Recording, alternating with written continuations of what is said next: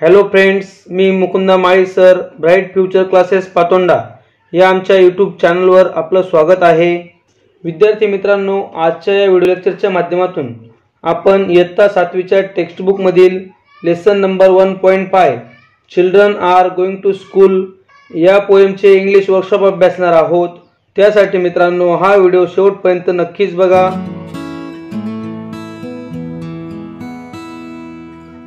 Welcome back friends. 1.5 Children are going to school English workshop. Question number 1. Read the poem aloud. या प्रश्नामध्ये मित्रांनो आपल्याला कविता मोठ्याने म्हणायची आहे. Question number 2.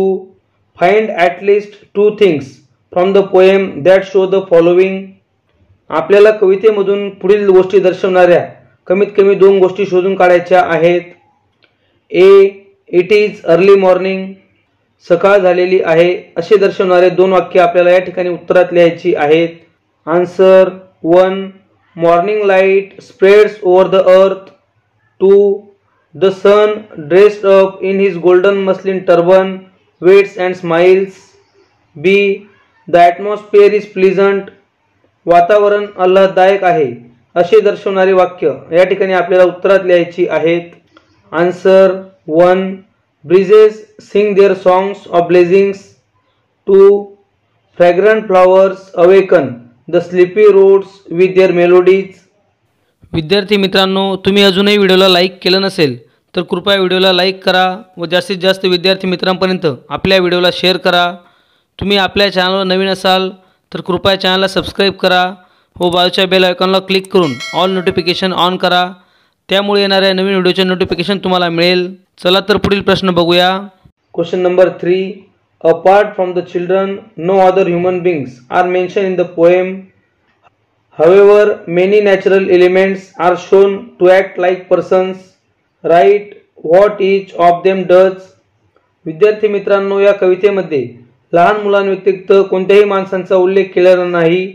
असे असले तरी बरेच नैसर्गिक घटक माणसासारखे कृती करताना आपल्याला दाखवलेले आहेत. ते काय करतात ते आपल्याला लिहायचे आहे.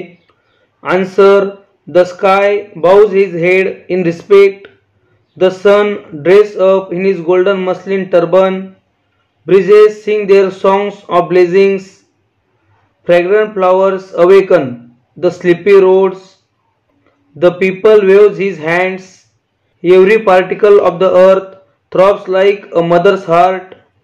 या ठिकाणी दिलेला पुढचा प्रश्न बघूया. Why are these written with a capital letter at the beginning.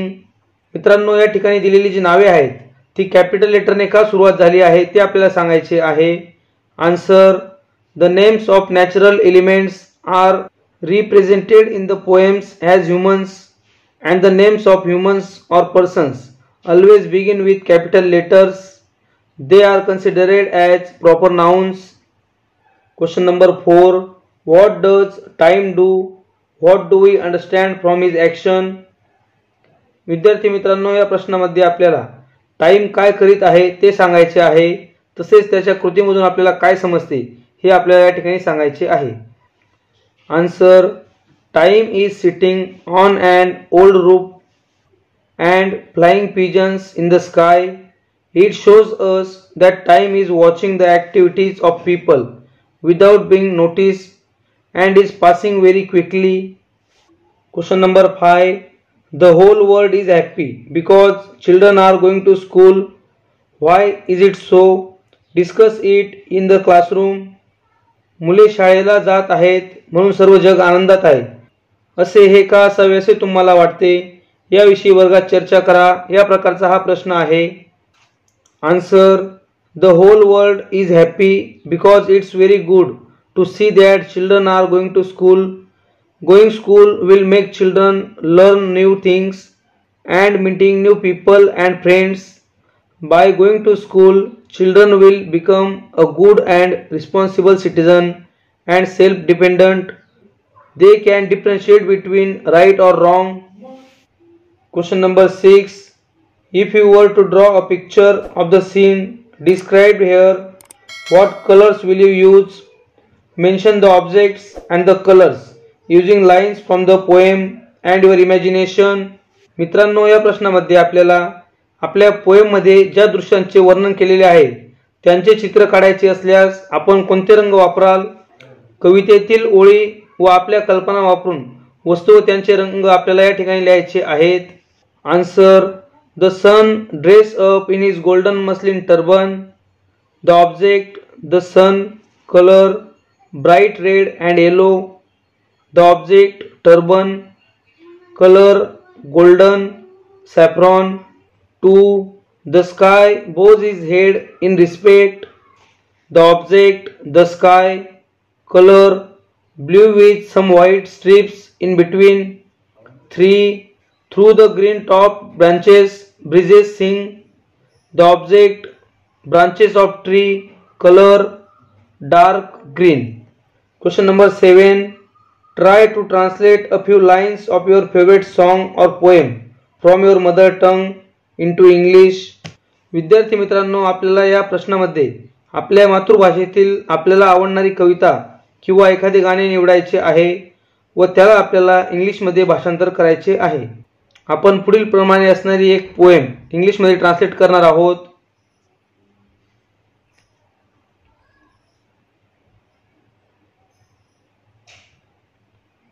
Question number 8. List all the verbs in the poem that have the suffix yes. या प्रश्नामध्ये आपल्याला आपल्या कवितेमधून yes सफिक्स असणारे क्रियापदांची यादी करायची आहे. Answer: the list of the verbs with suffix yes: spreads, bows, waits, smiles, waves, throbs, flies. या प्रकारची yes सफिक्स असणारी क्रियापदे आपल्याला पोएम मध्ये दिलेले आहेत. Question number 9. Right in 2 minutes at least 20 words related to the given word. या प्रश्नामध्ये आपल्याला खाली दिलेल्या शब्दांशी संबंधित 20 शब्द 2 मिनिटात लिहायची आहेत. 1.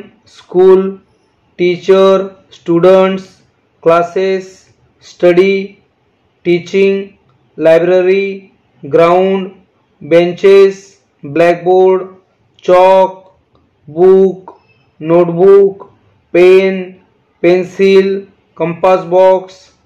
2.